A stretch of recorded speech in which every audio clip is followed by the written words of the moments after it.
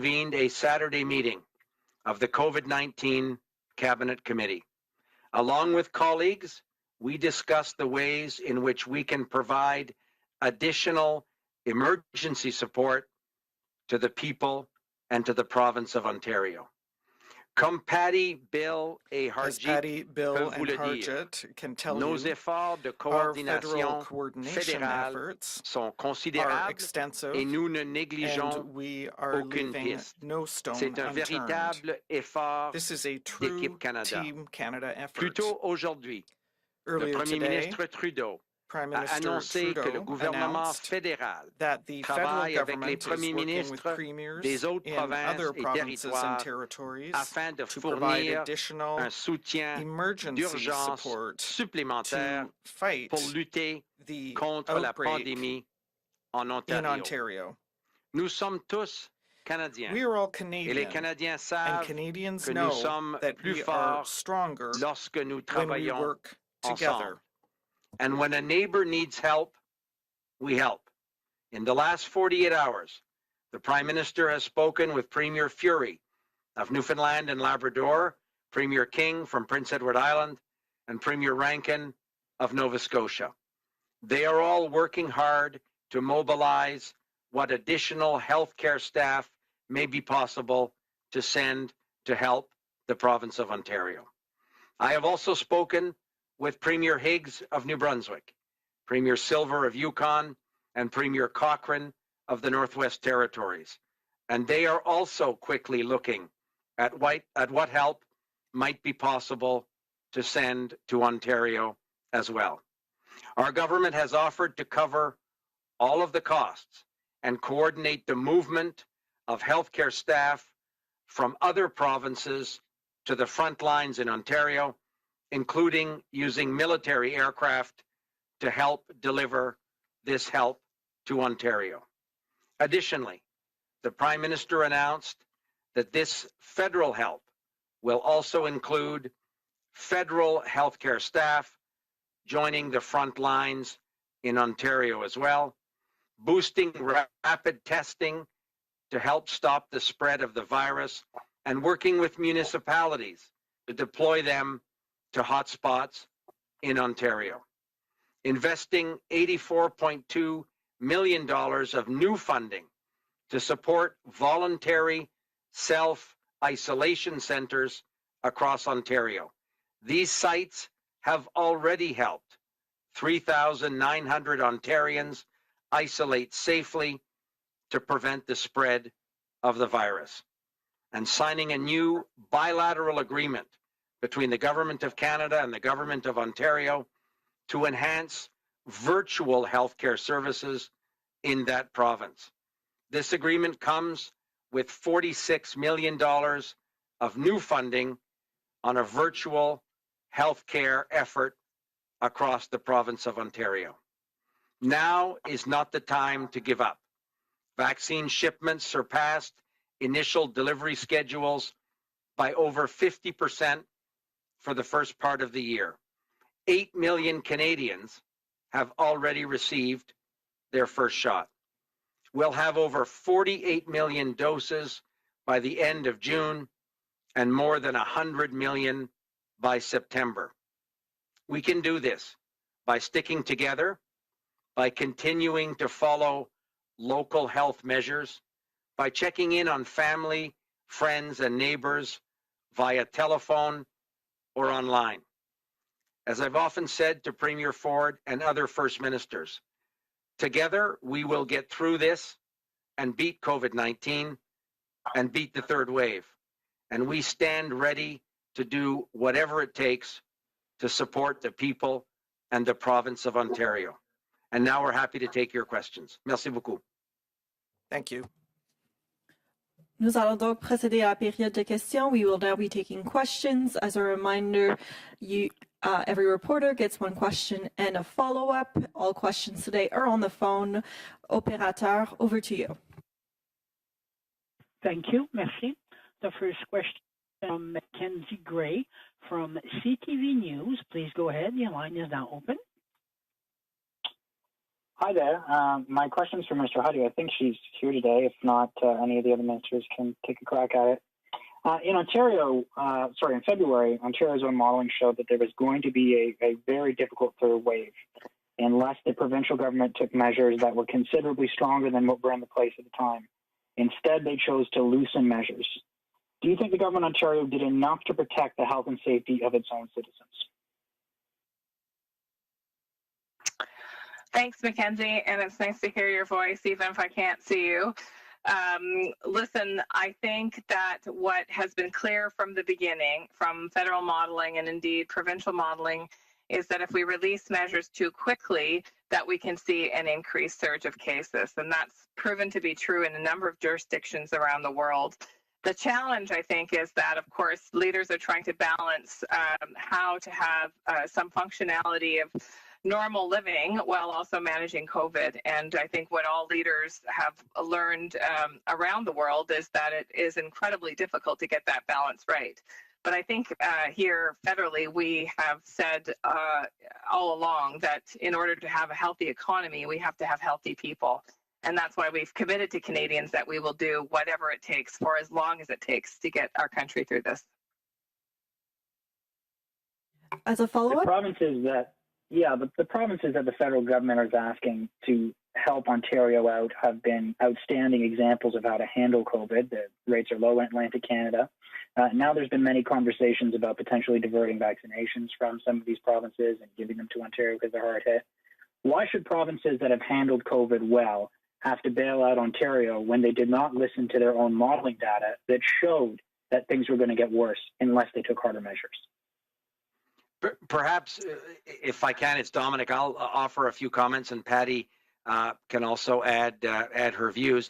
I've had an opportunity to speak over the past few days to a number of premiers, and I can tell you that the premiers right across the country are obviously concerned about what's happening in Ontario, and the conversations have been along the lines of what can we do collectively to help. And if you think of a small jurisdiction like the Northwest Territories with limited healthcare resources, Premier Cochrane herself had already begun to ask her health department and the health authorities in the territory, is there anything that we can find to supplement the efforts of healthcare professionals in Ontario? Premier Fury of Newfoundland and Labrador told me his wife, Allison, who herself is a doctor, will be in the contingent of Newfoundlanders and Labradorians that will go to the front lines of COVID in Ontario. The same thing has been true in conversations the Prime Minister had. So I think at a moment like this, the whole country says to itself, what can we do to help the people of Ontario? There are other jurisdictions, and Patty can speak to this, that are also facing significant challenges. But our government's focus from the beginning has always been, what can we do to support Canadians for as long as it takes to get through COVID-19? And obviously our efforts are focused on what healthcare resources we can offer to assist the province of Ontario. And we clearly remain focused on economic measures necessary to help all Canadians get through the pandemic. But Patty, you may have some specific comments as well. Well, I think you've got it exactly right, Dominic. I think our Prime Minister once said quite famously, a Canadian is a Canadian is a Canadian. And I think that's what the demonstration of provinces and premiers have shown, is that everyone is concerned about Canadians that are struggling, regardless of which province. But let's be clear, it is public health measures that will bring down these curves. Vaccination is very important to save lives, but we also have to stay focused on the public health measures that we know work. And countries and states in the United States are experiencing this exact thing. We can have high rates of vaccination, and we can still see COVID-19 erupt in communities if we don't apply those public health measures while we get to a higher degree of vaccination. You know, Canada's done some extraordinary things. We're now the second most vaccinated country in the G20. And so we've done amazing things together as a country over the last several months. But as Dominic has said, this is not the time to give up. And the fact that we see so much collaboration across Canada from premiers of every province and territory saying, what can I help, is truly, for me, quite heartwarming as a Canadian myself. We are now ready for the next question. Operator?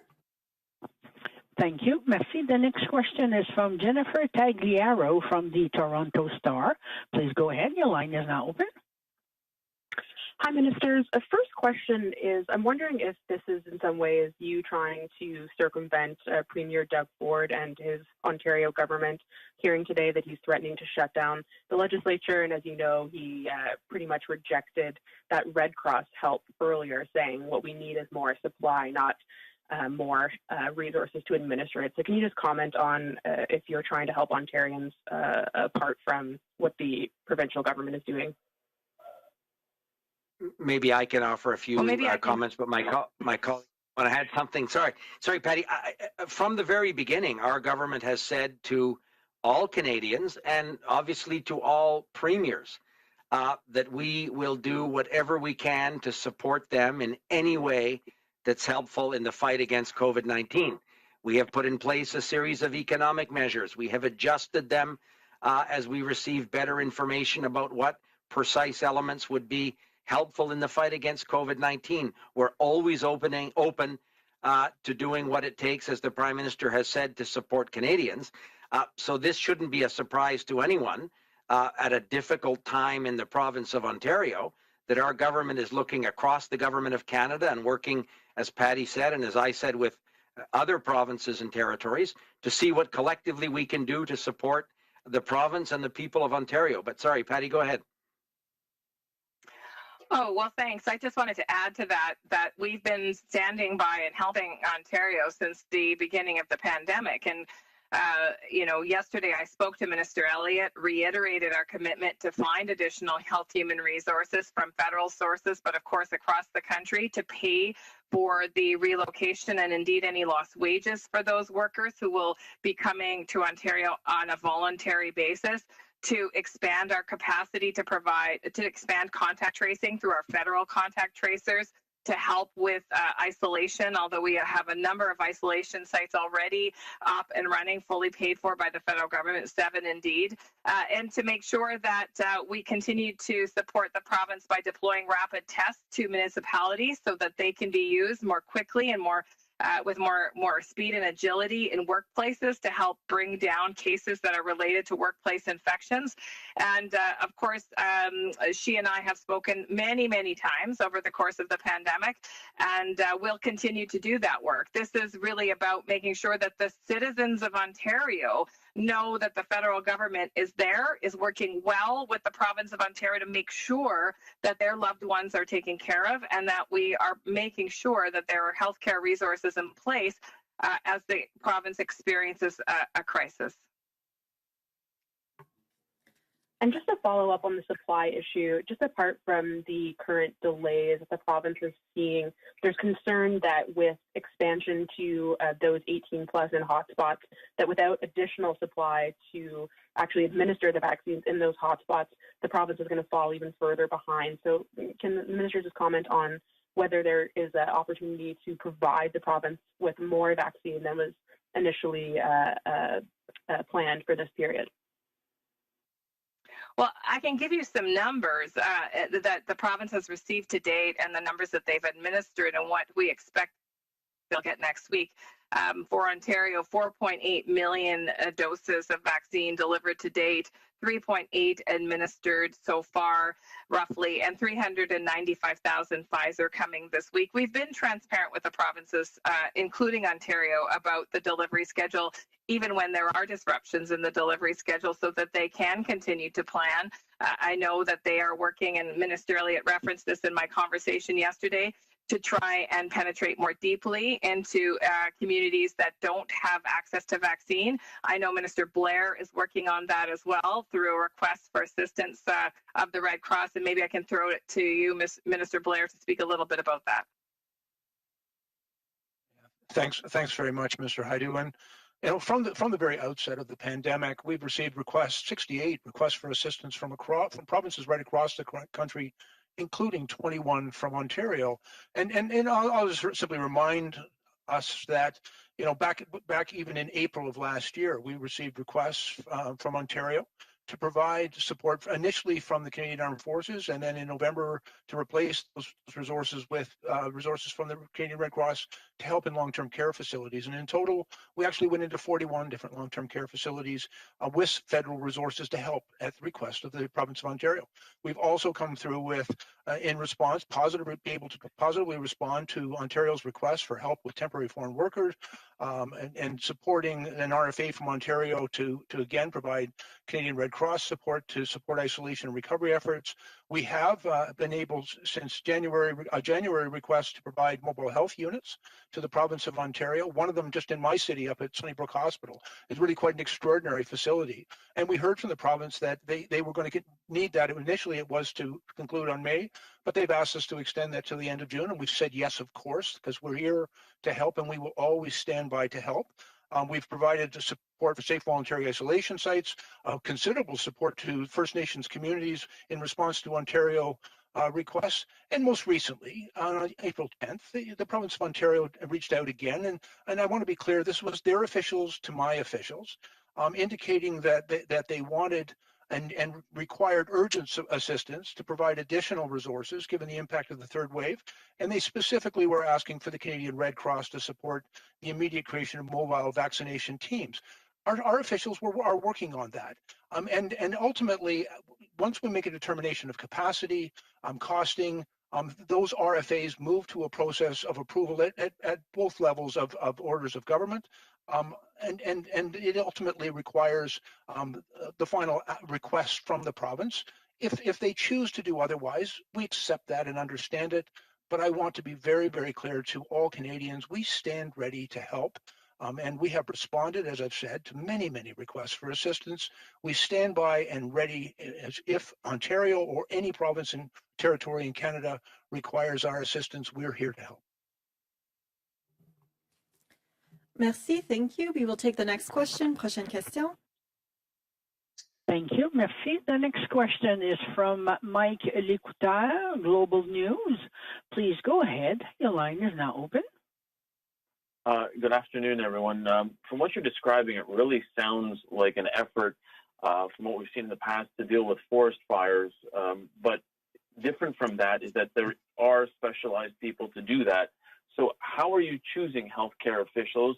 Are they just putting up their hand, or are you at all concerned that you will not have enough people who will volunteer to go help Ontario?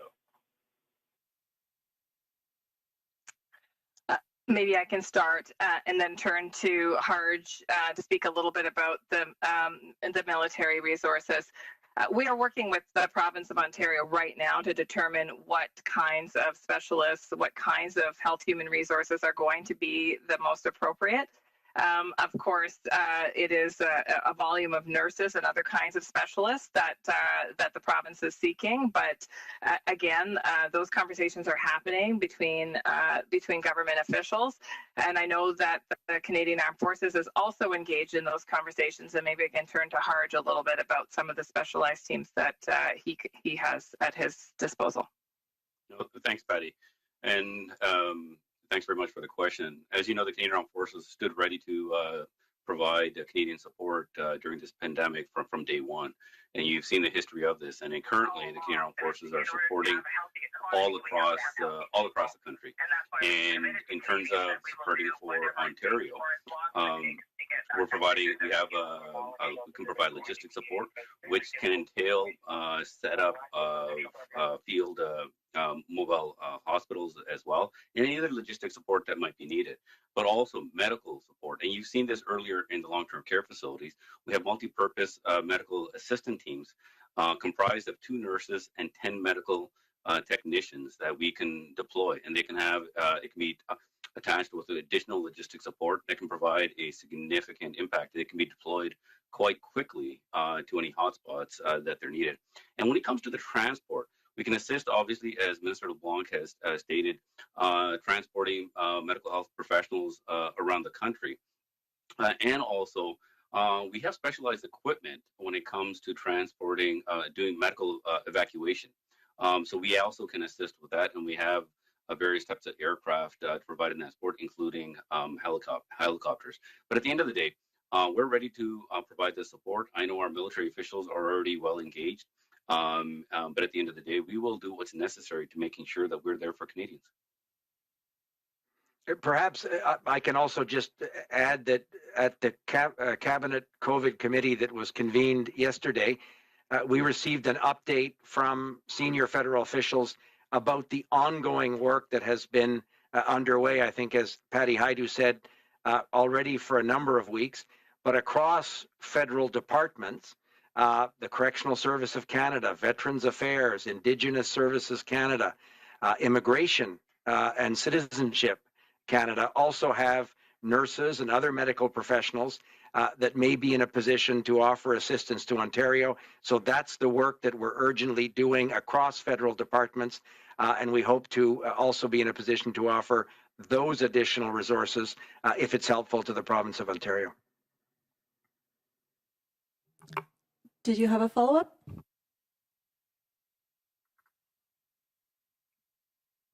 Okay, we will take the next question. Prochaine question. Thank you. Merci. The next question is a follow-up question from Mackenzie Gray from CTV News. Please go ahead. Your line's now open. Hello again. Lucky to get extra questions today. Minister Haidu, I'd like to ask you about AstraZeneca. It looks like there are many doses that could potentially expire because there's not enough demand from people 55 and up to get the AstraZeneca vaccine, particularly in the GTA. Would you support provinces, particularly Ontario? I know Premier Ford's called for this. Would you support provinces lowering the 55 threshold, even without NACI giving a recommendation to do so?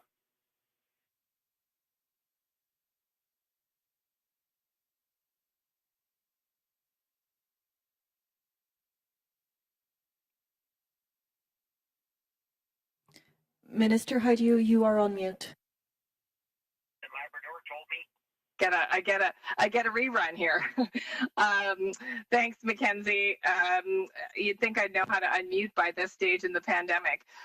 First of all, just say provinces and territories are free to use AstraZeneca in any age population over 18 as per Health Canada's license for use in Canada.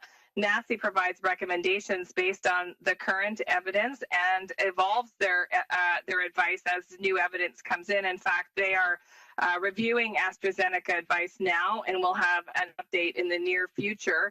But there is nothing stopping the province of Ontario for changing their advice for use to their physicians within Ontario.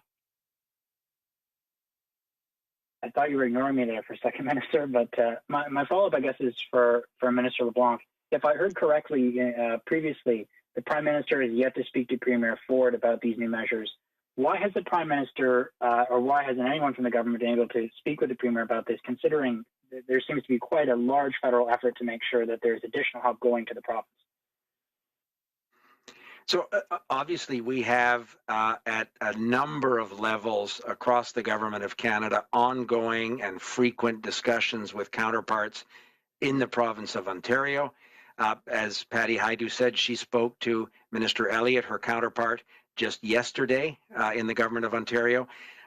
Premier Ford knows, because I've said it to him many times, as has the Prime Minister, but other colleagues with their counterparts in the Ontario government, that the Government of Canada is anxious and willing to do whatever we can to support the people of Ontario and to support the Government of Ontario's efforts in respect to COVID-19.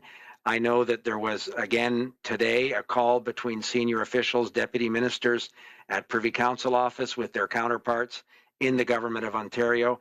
That took place just a few minutes ago. So there have been ongoing and will continue to be ongoing collaborative conversations about what we can do to assist Ontarians at this difficult moment.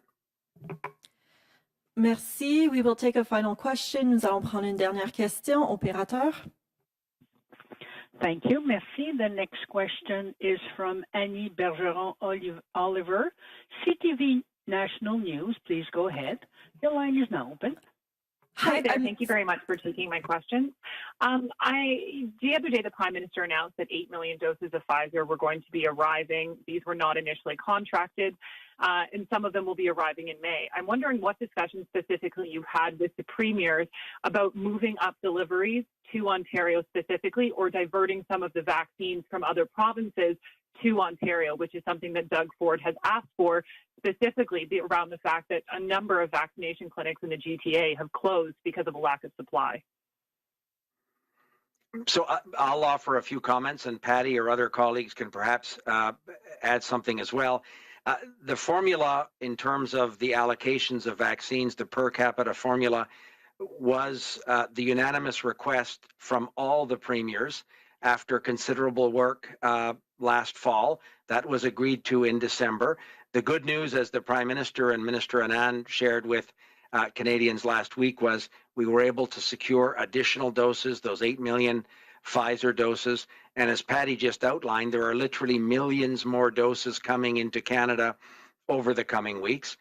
So we're happy to work with all the provinces to accelerate the delivery, obviously, as best as we can. And so far, we've been quite successful in accelerating the planned deliveries of vaccine doses to Canada. And this work is ongoing. There's never a day that goes by where Anita Anand and other federal officials aren't talking to these pharmaceutical companies to see if we can't accelerate the arrival of these doses in Canada.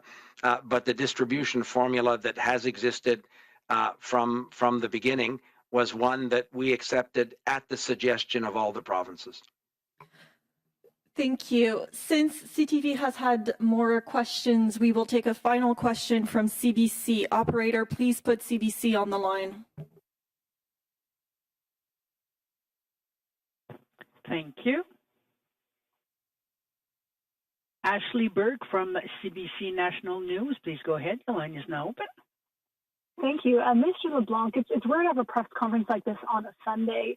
It sounds like Ontario still needs to say yes to accept this help.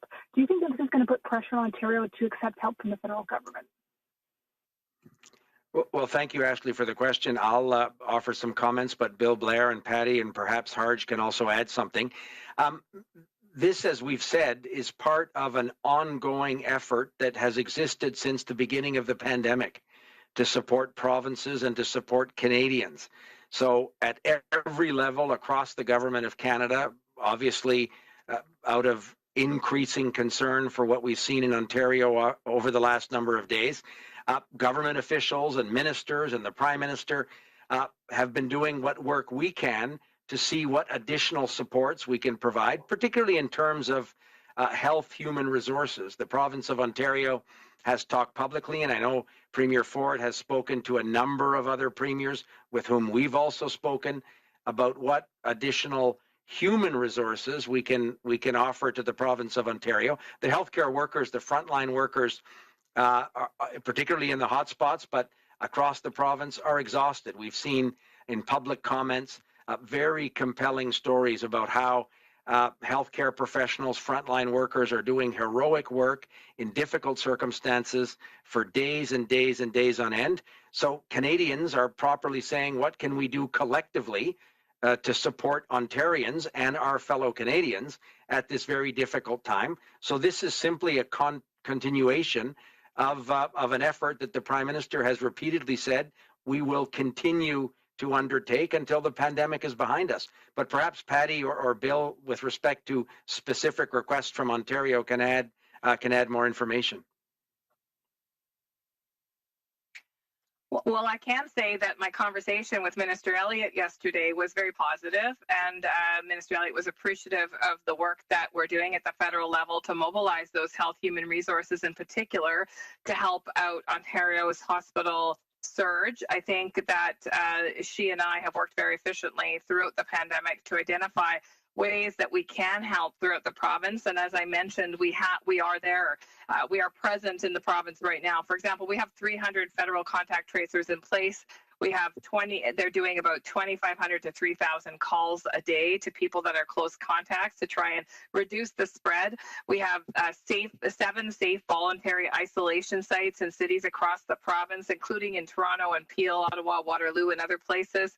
And we're supporting Ontario's testing capacity. We are processing tests and federal labs in Guelph, Ottawa, and the National Microbiology Lab. As you heard from my colleague, an additional $46 million to expand virtual care access to healthcare in the province of Ontario, and of course deployed 11 million rapid tests. So I would say that I think the minister and indeed the premier know that the federal government will be there for Ontarians, and in terms of this recent request, will be there to try and meet their request for additional support to help make sure Ontarians get through this third wave safe together. And Minister Heidi, Premier Ford said, Go ahead, Bill. Please go ahead. Yes. Premier Ford's office if I'm Minister Blair, we'll let you I'm finish. competing with someone here. Yeah, thanks. If I may just add as well, this really isn't about the relationship between different orders of government. It's about the people of Ontario and Canadians right across this country. We have a collective and shared responsibility to do everything possible to keep Canadians safe. And as we work tirelessly at both orders of government to acquire and distribute vaccines, I want to take the opportunity to remind all Canadians of the importance of following public health guidelines. They work. We took a number of steps in order to slow down the spread of COVID and its variants earlier in Canada. In every place where that has been effectively implemented, we see that it does slow down the illness. I would just take the opportunity to encourage all Canadians, follow those public health guidelines. They're for your protection. And we will, if we work together, we continue to support each other in every way possible. We'll get through these very difficult times and we will get to a better place.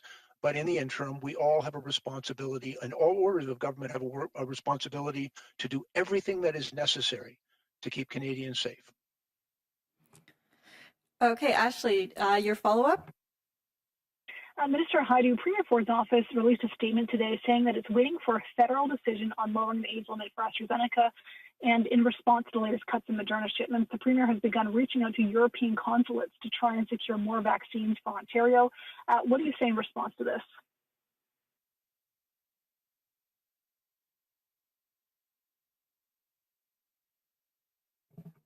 Minister, you are on mute again. Patty, those famous words, you're on mute. Yes, words that I think some people would have loved to use in my previous jobs. But anyways, listen, we are on national news. So I will just say, listen, thank you for the question.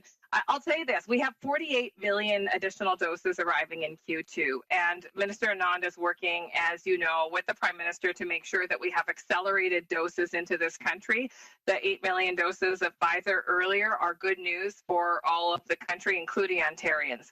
I'll also say this. In terms of AstraZeneca, Health Canada has licensed AstraZeneca for use for anyone 18 and over. NACI provides advice to provinces and territories. They can adjust their use for AstraZeneca as per their desire and the advice from their own public health authorities and medical expertise. I will also say that NACI continues to review the advice on AstraZeneca use and will have updated guidance in the very near future. Merci, thank you. This puts an end to today's press conference. Ceci met fin à la conférence de presse d'aujourd'hui. Thank you. The conference